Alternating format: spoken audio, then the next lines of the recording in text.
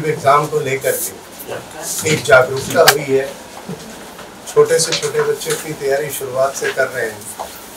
Distance को ध्यान में रख करके, बच्चों को ट्रैवल कर ध्यान में रख करके आकाश ने हमेशा कोशिश की हम ज़्यादा से ज़्यादा बच्चों के नज़दीक पहुँच सकें। ये रोहिणी ब्रांच भी उसी दिशा में एक प्रयास है। हम बच्चों के नज़दीक आएंगे, उनका ट्रैफिक और ट्रैवल टाइम कम होगा। बेहतर एजुकेशन के लिए आकाश हमेशा से जाना जाता रहा है। बेस्ट रिजल्ट्स हमने हमेशा प्रोड्यूस किए हैं। Year after year top ranks Aakash Byju's से ही आए हैं और हमेशा से हमारी प्रयास यही रही है। हमारा एक मोटिव रहता है स्टूडेंट फर्स्ट। हमने हमेशा से स्टूडेंट्स के ध्यान में रख करके, उनके एस्पिरेशंस को ध्यान में रख करके, चाहे वो इंजीनियर, मेडिकल हो या किसी भी करियर के लिए फाउंडेशन क्लासेस हों, हमेशा हमारी कोशिश ये रहती है कि एक अच्छी एजुकेशन उनको मिले और वो अपने भविष्य में अच्छा मुकाम हासिल करें और समाज का, परिवार का, सबका एक गौरव बन सके। Thank you. NCR 1 के अंदर 13th ब्रांच है, ये 13वीं ब्रांच है इसके साथ में। और यहाँ पे तीनों स्ट्रीम्स चलते हैं। यहाँ पे फाउंडेशन, मेडिकल और इंजीनियरिंग। फाउंडेशन हम क्लास 8, 9, 10 के लिए यूज़ करते हैं वर्ड। फाउंडेशन इसलिए बोलते हैं क्योंकि अगर 8, 9, 10 में ही अच्छी तैयारी हो जाए, अच्छे से बच्चा अगर कंपटीशन के लिए रेडी हो जाता है तो आगे मेडिकल और इंजीनियरिंग जो भी वो ऑप्ट करना चाहे तो उसके लिए उसको कोई दिक्कत नहीं होती। और इवन जो क्लास 8, 9, 10 पे बच्चे होते हैं, ये नहीं कि जिनका मेडिकल का एम है, IIT का एम है, वही बच्चे हमें ज्वाइन करते हैं। ये बेसिकली हम, क्योंकि आज का वर्ल्ड जो है सारा कॉम्पिटिटिव है, कंपटीशन सब जगह है, तो बच्चे को कंपटीशन के लिए बेटर बनाना ये हमारा मेन एम है उसके अंदर। तो यही इसी एम के साथ में क्लास 8, 9, 10 और 11, 12 इन सब की कोचिंग हम प्रोवाइड करते हैं इसके साथ। तो क्या वो यहाँ पर ट्रांसफ़र ईजी कर सकते हैं? आकाश की सर एक पॉलिसी है, ट्रांसफ़र पॉलिसी है। बच्चा ऑल ओवर इंडिया किसी भी आकाश की एक ब्रांच से दूसरी ब्रांच में इजीली ट्रांसफ़र हो सकता है, उसमें कोई दिक्कत नहीं है उसके साथ। तो सर नए सब्जेक्ट के बारे में आप क्या कहना चाहते हैं? कि सरकार बहुत से नए सब्जेक्ट ला रही है, अपने हिसाब से चला रही है, ऑनलाइन भी और फिजिकल भी, तो उसमें क्या रहता है आपका, उस सोर्स पे क्या आप काम करते हैं कैसे? सो देखिए, हमारा जो मेन फोर्टे है वो दैट इज़ बेसिकली देखा जाए तो मैथ्स और साइंस, इसी के अंदर हम मेनली डील करते हैं उसके साथ में। और मैथ एंड साइंस मतलब जैसे फाउंडेशन क्लासेस में भी मैथ एंड साइंस हो गया, तो उसके साथ साथ जितने भी ओलंपियाड रहते हैं उन सब के लिए बच्चों को तैयारी करते हैं उसके साथ में। और बाकी जो मेन हमेशा से मेन स्ट्रीम रहे हैं मेडिकल और इंजीनियरिंग, उसी के अंदर सारा हमारा अभी एक्सपर्टाइज जो है वो अवेलेबल है। और बाकी जैसे चेंजेस होंगे, चेंजेस के साथ साथ नई नई चीज़ें मतलब इनिशिएट करने में कोई दिक्कत नहीं है। जब हम लोकल ट्रैक्शन देखेंगे तो प्रोपोर्शनल स्पेस और भी अवेलेबल है हमारे पास, तो we can go for more expansion. To start with, we can accommodate 1000+ students employees. जो एजुकेशन सिस्टम है एज ए होल, अगर भारत का देखिएगा, कोविड ने बहुत कुछ बदलाव किया है, जिसमें एक चॉक एंड डस्टर का जो एक नॉर्मल ऑर्थोडॉक्स प्रणाली होती थी जिसमें हम लोग पढ़े हैं, आप सभी भी पढ़े होंगे, कोविड की वजह से ये बहुत एक पैराडाइम शिफ्ट आया है। उसमें ऑनलाइन क्लासेस जो हैं वो फिर दी जाने लगी। फिर दोबारा पोस्ट कोविड जब ये नॉर्मल हुआ, लेकिन ये न्यू नॉर्मल था, it's not the old normal.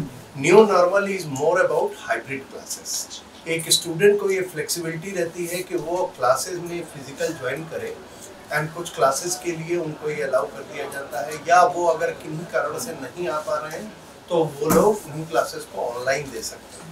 वो हाइब्रिड मोड ऑफ जो एकेडमिक डिलीवरी है, we are the pioneer and the most effective class delivery जो है वो आकाश बायजूस की तरफ से ही।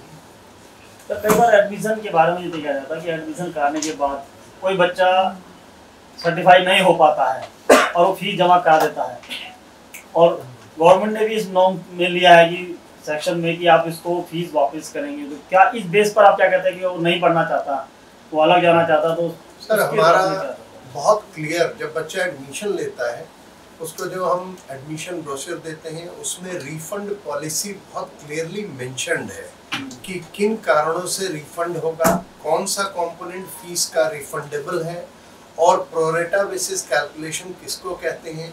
वो बच्चा 1 महीना पढ़ के गया तो कितना होगा, 6 महीना पढ़ के गया, 1.5 साल पढ़ के गया, पूरे टर्म्स एंड कंडीशन पेरेंट्स को ट्रांसपेरेंट है। आप ऑनलाइन भी अगर जाइएगा तो रिफंड पॉलिसी बहुत क्लियरली मेंशन्ड है क्योंकि हमें हमारा इंटरेस्ट बच्चों को सर्विस डिलीवर करना है। अगर हम सर्विस किसी कारण से बच्चा नहीं कंटिन्यू कर पाया, एज पर पॉलिसी हमारा रिफंड पॉलिसी से हम उसको प्रोसेस करते हैं। Sir as per policy, new education policy के हिसाब से जिस तरीके से आया, साल भर आप एडमिशन कराते हैं, बच्चे को ये सब्जेक्ट अच्छा नहीं लगा, वो सब्जेक्ट चेंज करना चाहता है, फिर वो नए सब्जेक्ट में जाना चाहता है, तो क्या उस पे पॉलिसी पे भी आपका सर हमारे यहाँ एग्रीमेंट होता है कि नहीं, वो आपको हमारे यहाँ उसका डिफरेंस हो जाता है? हमारे यहाँ सब्जेक्ट, हमारे जो कोर्सेज हैं वो कोर्सेज कुछ सब्जेक्ट को मिला करके बनते हैं। जैसे कि इंजीनियरिंग है तो इंजीनियरिंग की तैयारी जो कर रहा है उसके पूरे सब्जेक्ट पढ़ाए गए। नॉर्मली ऐसे चेंजेस नहीं होते हैं कि वो मेडिकल से इंजीनियरिंग में शिफ्ट कर जाए, ऐसा नहीं होता है। It's not practical. एक बच्चा जो है वो ओरिएंटेशन, या पेरेंट एज ए पेरेंट को ओरिएंटेशन करता है कि मेरा बेटा डॉक्टर बनेगा, सो वो डॉक्टर की स्ट्रीम में जितनी तैयारी करता है वो सारी चीज़ें उसको पढ़ाई जाती हैं। लेकिन अगर किन्हीं कारणों से अगर वो डिसकंटिन्यू करता है तो उसको रिफंड पॉलिसी बहुत क्लियरली मेंशन्ड है और इसमें कभी कोई डिस्प्यूट नहीं हुआ है। तो नए सब्जेक्ट में एडमिशन नहीं देंगे, मतलब रिफंड नहीं, पॉलिसी वो तो है। नया सब्जेक्ट, वही मैं आपको थोड़ा सा सब्जेक्ट मतलब नया कोर्स, अगर वो नए कोर्स में एडमिशन लेना चाहता है तो उसका पॉलिसी है कि वो आपके रिफंड वैल्यूज में एडजस्ट होगी, या इंटर डिपार्टमेंटल अगर कोई ट्रांसफर होता है तो उसका होगा। लेकिन हर चीज मेंशन्ड है, ऐसा कोई भी चीज नहीं है, और हर चीज संभव भी है। हम कभी भी बच्चे को ये नहीं चाहते हैं कि अगर वो बच्चा या पेरेंट किसी उम्मीद से आया है तो उनकी उम्मीदों पर हम ना खरे उतरे, और जो भी सर्विस पॉसिबल होता है वो हम करते हैं। हम तो सर्विस इंडस्ट्री के लोग हैं, जब तक हम अच्छा डिलीवर नहीं करेंगे, चाहे वो, it's not only about academic delivery, it's not only about result, it's about satisfying the student. एक एवरेज स्टूडेंट भी होता है, एक मीडियोकर भी होता है, और एक बहुत एक्स्ट्राऑर्डिनरी अच्छे भी होते हैं। हमारे पास हर तरह के बच्चे आते हैं। हर तरह के बच्चे को नेक्स्ट लेवल पर ले जाना हमारा मकसद है। हम कभी ये कमिटमेंट नहीं करते हैं कि आप एवरेज को लाइए और बेस्ट बन के निकलेगा। वो निकलते हैं, लेकिन वो अपने प्रयास से ही निकलते हैं, और उसका पूरा प्रोसेस है। वही प्रोसेस, वही सर्विस डिलीवरी के लिए आकाश बायजूस जाना जाता है। मैंने कहा था कि हमारे अभी जो भी क्लासेस चलती हैं ये हाइब्रिड मोड हम कहते हैं, तो स्मार्ट क्लासेस आप कह सकते हैं। स्मार्ट क्लासेस का मतलब हो गया कि बच्चा अगर मान लो किसी रीजन से, तो हमेशा प्रेफर करेंगे कि बच्चा क्लास में आके बैठे, वो तो बेस्ट मोड है, ऑफलाइन का कोई कंपैरिजन नहीं है। बट फिर भी किसी रीजन से मान लो बच्चा घर पे है, किसी काम में है, कोई घर में कोई ऐसा इशू है उसके साथ में, और वो क्लास करना चाहता है, उसकी सेम क्लास जो है ऑनलाइन मोड पे MS टीम मीडियम है, उसके थ्रू उसको क्लास अवेलेबल है, तो बच्चा घर बैठ के वो क्लास कर सकता है। और बाकी रही बात हमारे एक्सपेंशन की, हम ये चाहते हैं कि जहाँ जहाँ पे भी, क्योंकि सबसे मेन क्या है कि जो बच्चे क्लास 11th में पहुंच जाते हैं जब, तो बच्चे ट्रैवल कर सकते हैं।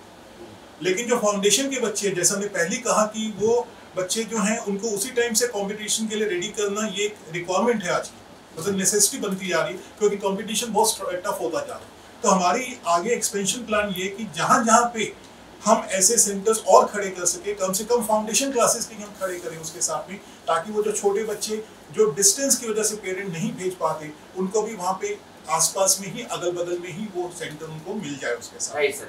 One thing add on this, from which class you think that this is the best time to start with the competition, after 9th or after 11th? देखो, इसमें अगर हम अपने सिलेबस की बात करें तो क्लास 9th का जो सिलेबस है वो एक तरह से छोटा वर्जन है जो क्लास 11th है, और इसी तरह से क्लास 10th का जो सिलेबस है वो छोटा वर्जन है क्लास 12th के सिलेबस का। यानी कि अगर बच्चे का 9th 10th में ही कंसेप्ट अच्छा होगा तो डेफिनेटली क्लास 11th और 12th में वो अच्छा कर पाएगा।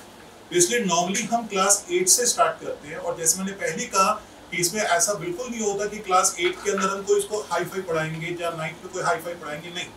जो उसका NCERT के हिसाब से 8, 9, 10 पे जो रिक्वायरमेंट है उसी को पढ़ाएंगे, लेकिन उसको और बेटर वे में, इलेबोरेट वे में पढ़ाएंगे, ताकि बच्चे का कंसेप्ट स्ट्रॉन्ग बने।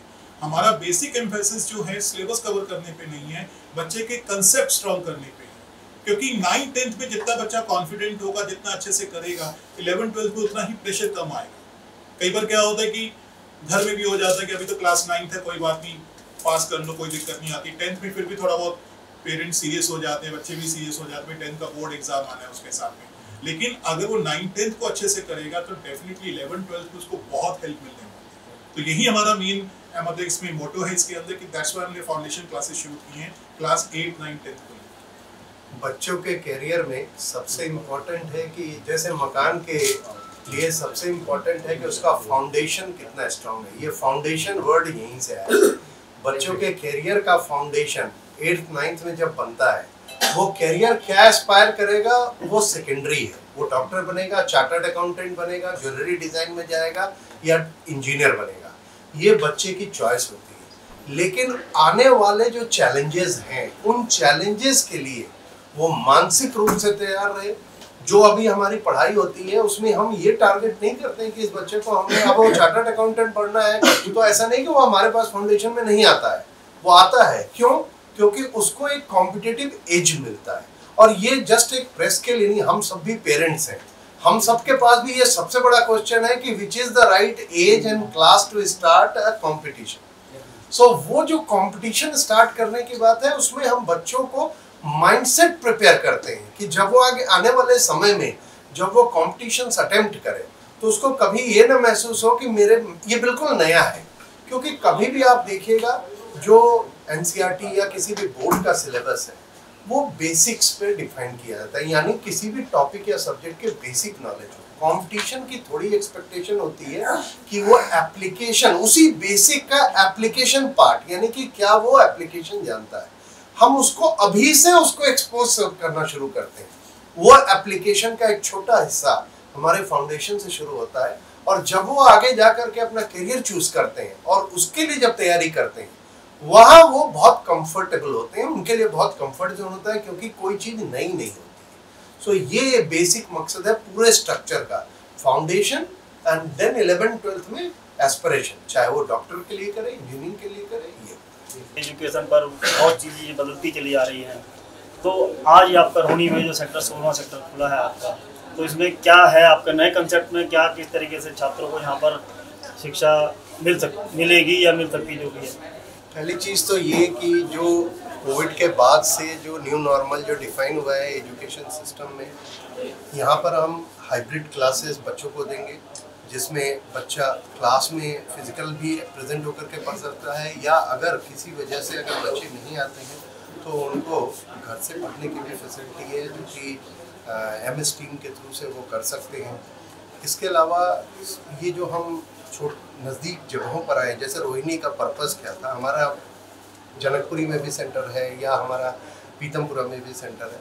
हम चाहते हैं कि छोटे बच्चे खास करके जो क्लास 8th 9th 10th के स्टूडेंट हैं, जो ज़्यादा ट्रैवल नहीं कर सकते हैं, उनको या ट्रैफिक की समस्या होती है या स्कूल के बाद उनके लिए एक समस्या है, उसके लिए ये सेंटर हम बहुत नज़दीक खोल रहे हैं और उनको ये बेनिफिट मिलता है। एडमिशन ट्रांसपेरेंसी क्या रहती है यहाँ पर? क्योंकि कई बार अब देखने में आया कि शिकायतें बहुत मिलती है पेरेंट्स के ऊपर कि पर्टिकुलर बर्डन डाला जाता है और उन पे एक्स्ट्रा फीस की भी कभी कभार इस तरह की मांग की गई है, जिस तरीके से बहुत ज़्यादा इस तरह वीक कस्टमर को जबरन वीक बताया जाता है। कई बार ऐसी चीज़ें देखने में शिकायतें नहीं, इसमें मैं चीज़ क्लियर कर देता हूँ कि पहली बात, जो भी फी स्ट्रक्चर है, फी स्ट्रक्चर बिल्कुल एकदम से क्लियर प्रिंटेड फॉर्म के अंदर है, और कितना बच्चे का स्कॉलरशिप है उसके हिसाब से क्या उसके इंस्टॉलमेंट्स होंगी। पेरेंट के पास ऑप्शन रहती है किसी अलग अलग तरह से मोड देने में, तो उसका सारा जो उसका पूरे कोर्स में कब उसने कितनी कितनी फीस देनी है पूरी उसके अंदर लिख के पेरेंट की नॉलेज में रहती है। और बाकी जो भी हमारे रूल्स एंड रेगुलेशन है एडमिशन फॉर्म पे बहुत क्लियर कट लिखे हुए हैं उसके साथ में, और जो भी हमारे सेल्स पर्सन होते हैं वो हर उसको एक्सप्लेन करते हैं पेरेंट को, जो भी उसकी डाउट्स होते हैं, जो भी उसको पूछना होता है। जैसे refund policy, we have a very clear refund policy, वो सारी चीज़ें उसमें क्लियर है, तो उसके हिसाब से वो सब हो जाता है। न्यू एजुकेशन पॉलिसी के हिसाब से किस हिसाब से अडॉप्ट एजुकेशन करते हैं आप? क्या क्या पेरेंट्स वो उसमें रहता है कि उसको स्टूडेंट के साथ आपका क्या टाइप रहता है फिर, क्योंकि वो अपने सब्जेक्ट को बदलना भी चाहता है बीच में जिस तरीके से?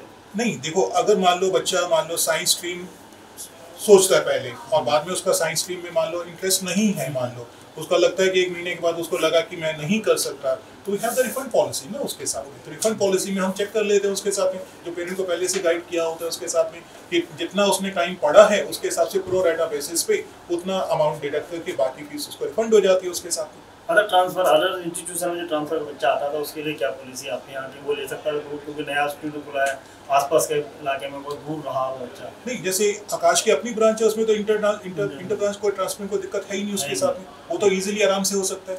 और बच्चा किसी और कोचिंग में अगर पढ़ रहा है और फिर आकाश में आता है तो डेफिनेटली उसका भी उसमें हो सकता है। बच्चा अपना स्कॉलरशिप टेस्ट दे उसके साथ में, तो यहाँ पे नया एनरोलमेंट करे। कोई और मैसेज अभिभावकों के लिए और छात्रों के लिए, अभिभावकों एजुकेशन के लिए क्या मैसेज देना चाहते हैं? सबके लिए मैसेज यही है कि आज का वर्ल्ड कंपटीशन का है। तो कंपटीशन का मतलब ये नहीं होता कि हमें कोई 9th क्लास में कोई ऊपर पढ़ना है या किसी क्लास में हाई लेवल का पढ़ना है, वो नहीं पढ़ना। कंसेप्ट स्ट्रांग चाहिए और कंपटीशन के लिए रेडी तो होना ही पड़ेगा उसके साथ। उसमें लिए तो मेंटली बच्चे को स्ट्रांग होना ही पड़ेगा उसके साथ, और वो तभी होगा जब वो एक कॉम्पिटिटिव वर्ल्ड के अंदर उस टाइप से एग्जाम देगा, उस टाइप से प्रिपेयर करेगा, तभी। Thank you sir. Thank you.